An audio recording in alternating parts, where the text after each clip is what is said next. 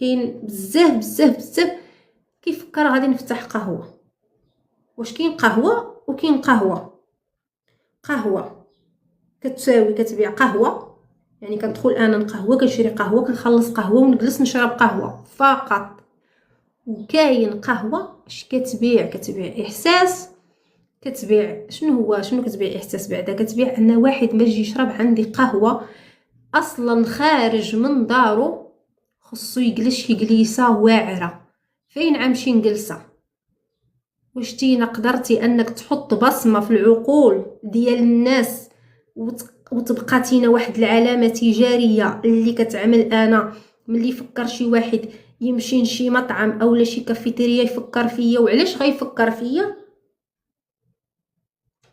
انا مادام عندي براند ديال القهوه اذا خصني انا نوجد واحد البلاصه اللي كيرتاح فيها ديك الكليان، وخصني نعرف ان النوع ديال الكليان ديالي.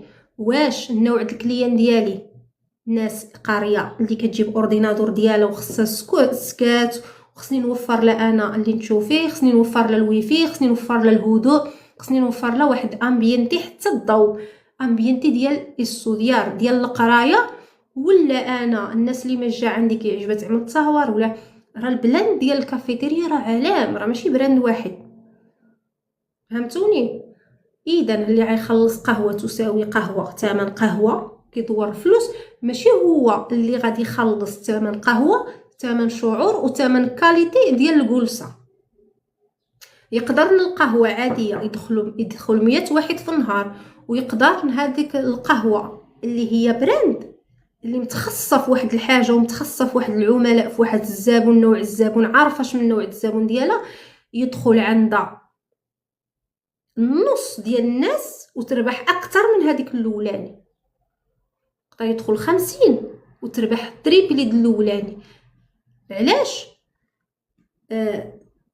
عطات واحد الاحساس، عطات واحد الحاجه محتاجه العامل، واحد الراحه كيف تشعليها، اولا واحد الادوات غيستخدمها للخدمه ديالو، وفرت عليه الويفي وفرت عليه الشارجور وفرت عليه الجلوس بهدوء. يعني خصني نعرف انا الا كانت استوديانتيس انا ما خصنيش نعمل موسيقى عاليه، خصني نختار مواقع الموسيقى ديالي. ولا كانت عندي خاص الاستوديانتيس قبل ما نفتح انا فين غنفتح، شنو هي البلاصه اللي قريبه للطلاب او لاصحاب المشاريع.